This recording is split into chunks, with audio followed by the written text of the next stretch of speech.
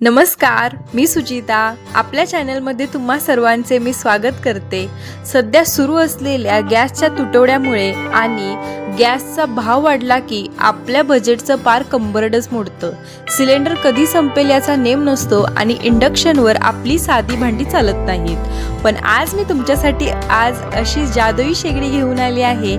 जर्मलचा cooker किंवा लोखंडी कढई सगळं काही चालतं. आणि हो, सगळ्यात महत्त्वाचं म्हणजे यावर तुम्ही चुलीसारखी खरपूस भाकरी सुद्धा करू शकता. आणि हो, लाईट गेल्यानंतर पण 15 मिनिटं ही शेगडी चालते बरं का.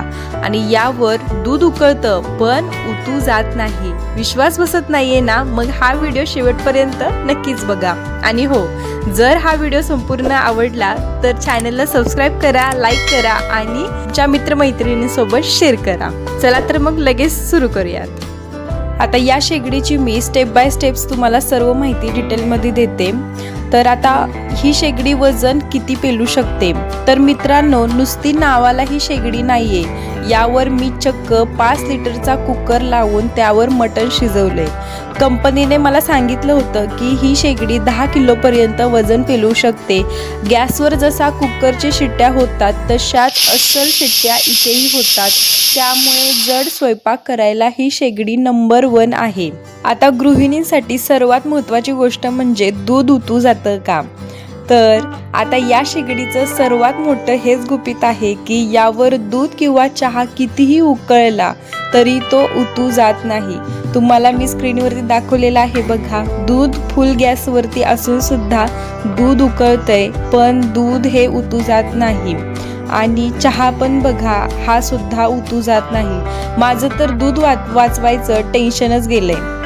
तिसरा मुद्दा म्हणजे अनेकांना वाटतं की शॉक लागेल का? पण अजिबात नाही लागत. भाकरी करताना पाणी आपलं उडतं, हात लागतो कडेला पण ही शेगडी पूर्णपणे सेफ आहे. इंडक्शन किंवा कुकटॉपवर कधी कधी करंटची भीती असते पण इथे असं काहीच नाही. आता मी दररोज भाकरी यावरतीच करते, त्यावेळेस पाणी लावतो पण मला अजिबात कधी सुद्धा करंट जाणवलेला नाही. तर ही शेगडी अगदी सेफ आहे. आता चौथा मुद्दा आपला की लाईट बिल किती येतं. तुम्ही म्हणाल की बिल किती येईल? तर मित्रांनो, ही शेगडी फक्त 50 ते 1000 वॅटची आहे. बाहेरची कुकटॉप 1500 ते 2000 वॅटची असतात, ज्यामुळे बिल जास्त येतं. पण ही शेगडी खिशाला परवडणारी आहे.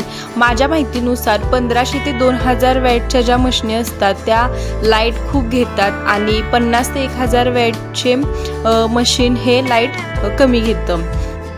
त्यासोबत ही शेगडी लाईट गेल्यानंतर पण चालते. तर बघा, इथं मी तुम्हाला दाखवते. मी स्विच बंद केला, खालून पण त्याचं टेम्परेचर पूर्ण बंद केलेलं आहे, तरी पण बघा दूध कसं खळखळ उकळत आहे.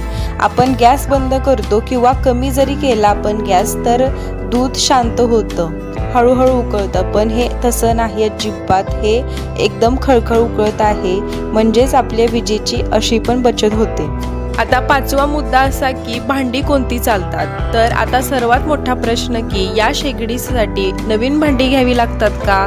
तर त्याचं उत्तर आहे नाही.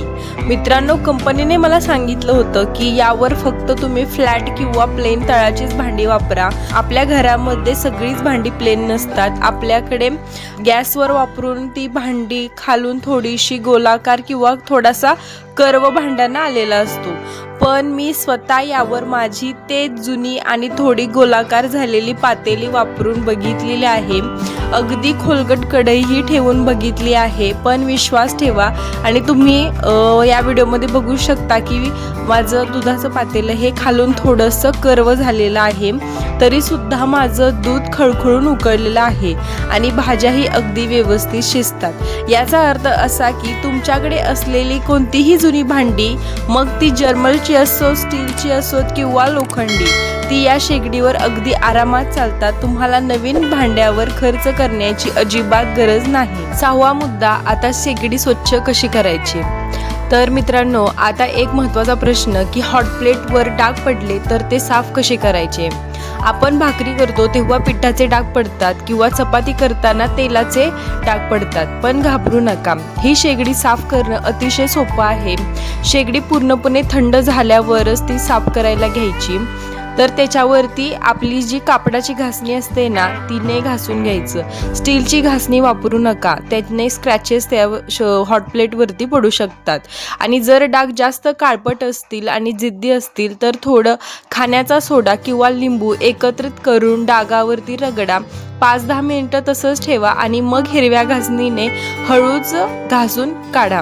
त्याच्यामध्ये जरी सोडा आणि व्हिनेगर वापरलं तरी सुद्धा शेगडी एकदम चकाचक निघते. पण लक्षात ठेवा, हॉट प्लेटवर कोणतंही हार्ड लिक्विड किंवा कडक केमिकल्स वापरू नका. 7वा मुद्दा आहे शेगडी कशी वापरायची. तर मित्रांनो, ही शेगडी वापरणं खूपच सोपं आहे. जसं आपण गॅस वापरतो अगदी तसंच आहे. बोर्डमध्ये पिन लावून स्विच चालू केला की शेगडीवर एक गोल बटन दिसतं. यावर 50 डिग्रीपासून ते 380 डिग्रीपर्यंत तापमानाचे आकडे दिलेले आहेत. जेव्हा तुम्ही सुरू कराल तेव्हा ते बटन थेट 380 डिग्रीवर नेऊन ठेवायचं. यामुळे तुमची हॉट प्लेट झटपट गरम होईल आणि बटन फिरवताच तिथे एक केसरी रंगाची लाईट लागेल. आता याचा अर्थ पॉवर ऑन झाली आहे, म्हणजे शेगडी तुमची सुरू झाली आहे. आणि जेव्हा प्लेट पूर्णपणे तापते किंवा ओव्हरहीट होते तेव्हा तिथे लाल लाईट लागते. लाल लाईट लागली की समजायचं तुमची शेगडी आता स्वयंपाकासाठी सज्ज झाली आहे. तर आता माझ्या अंदाजानुसार मी चपातीसाठी 150 डिग्री सेल्सिअसवर चपात्या करते. छान मऊ चपात्या होतात. भाकरीसाठी भाकरीला थोडा जास्त वेळ जाळ लागतो, त्याच्यामुळे मी 200 डिग्री सेल्सिअसवर सेटिंग ठेवते. त्यामुळे भाकरी माझी छान होते.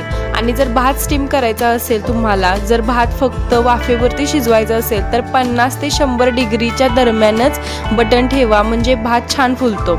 आता दूध आणि चहा यासाठी तुम्ही बिनधास्त 380 डिग्रीवरती म्हणजेच फुल सेटिंग करून ठेवली तरी सुद्धा तुमचं दूध किंवा चहा अजिबात उतू जात नाही. ते छान उकळतं आणि तुमचा चहा छान घटमूट तयार होतो.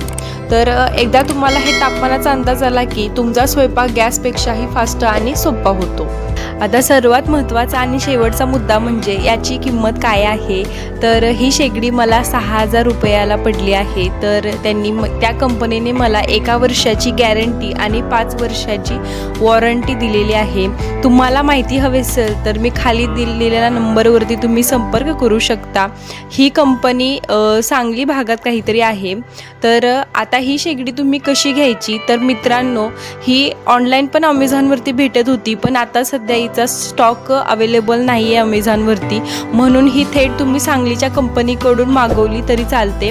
आणि या कंपनीचे सर्वात मोठं वैशिष्ट्य म्हणजे तुम्ही खाली दिलेल्या नंबरवर कॉल केला तर ते लोक थेट तुमच्या घरी येतात. ते फक्त शेगडी आणून देत नाहीत, तर तुमच्यासमोर ते सुरू करून त्यावर एखादा पदार्थ तुम्हाला लाईव्हमध्ये डेमो दाखवतात. जोपर्यंत तुम्हाला खात्री पटत नाही तोपर्यंत तुम्हाला 1 रुपयाही द्यावा लागत नाही. जेव्हा तुम्हाला डेमो आवडेल आणि शेगडीची खात्री पटेल त्यानंतरच तुम्हाला ते पैसे द्यायचे आहेत. त्यामुळे फसवणुकीची अजिबात भीती नाही. पेमेंट केल्यानंतरच ते तुम्हाला पक्कं बिल आणि गॅरंटी कार्ड देऊन जातात. आता दुसरा महत्त्वाची गोष्ट म्हणजे सर्व्हिसिंग सेंटर त्यांचे कुठे आहेत. तर शेगडी घेतानाच तुम्ही त्यांना विचारू शकता की तुमच्या राहत्या शहराच्या किंवा जवळच्या भागात त्यांचं सर्व्हिसिंग सेंटर कुठे आहे. ते तुम्हाला त्यांचे पत्ते आणि संपर्क क्रमांक देऊन जातील, जेणेकरून भविष्यात काही अडचण आली तर तुमचं काम अडकणार नाही. तर मंडळी, ही होती माझी नवीन इलेक्ट्रिक शेगडी आणि माझ्या आतापर्यंतचा अनुभव आणि सध्या गॅसचे असलेला तुटवडा आणि भाव पाहता मला वाटलं की ही उपयुक्त माहिती तुमच्यासोबत जरा शेअर करावी. आणि पण एक गोष्ट मी मनापासून सांगू इच्छिते, तुम्हाला जर ही शेगडी खरंच उपयोगाची वाटली किंवा एवढी गुंतवणूक करण्याची तुमची तयारी असेल तरच तुम्ही बुकिंग करा. मी सांगते म्हणून किंवा कोणाच्या सांगण्यावरून घाई करू नका. मला वैयक्तिकरित्या हा अनुभव खूप भारी वाटला आणि माझ्या शॉर्ट व्हिडिओला तुम्ही जो उदंड प्रतिसाद दिला त्यावरून मला समजलं की तुमच्या मनातही खूप प्रश्न आहेत. म्हणूनच तुमच्या सर्व शंका दूर करण्यासाठी मी हा सविस्तर व्हिडिओ बनवला आहे. हा व्हिडिओ तुम्हाला कसा वाटला, ही माहिती तुम्हाला फायदेशीर वाटली का, हे मला कमेंट्समध्ये नक्की सांगा. तुमच्या मनात अजूनही काही प्रश्न असतील तर बिनधास्त मला विचारा, मी नक्की उत्तरं देईन. जर माझी ही माहिती तुम्हाला मनापासून आवडली असेल तर आपल्या व्हिडिओला एक लाईक नक्की करा. आपल्या चॅनलवर असेच नवनवीन आणि घरगुती वापरासाठी युजफुल व्हिडिओ मी घेऊन येत असते. त्यामुळे आपल्या सुचिताज किचन अँड लाईफस्टाईल चॅनलला नक्की सबस्क्राईब करा.